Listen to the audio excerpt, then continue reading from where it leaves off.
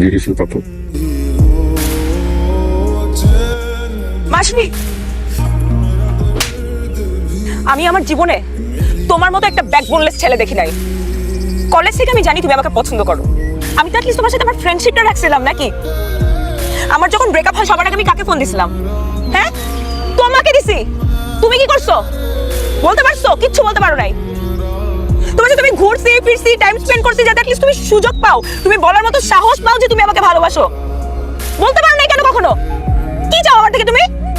প্রতিদিন বলতেছি বলো বলো বলো, তুমি বলতেই পারো না। আরে কি আশ্চর্য! বলতে কবে তুমি?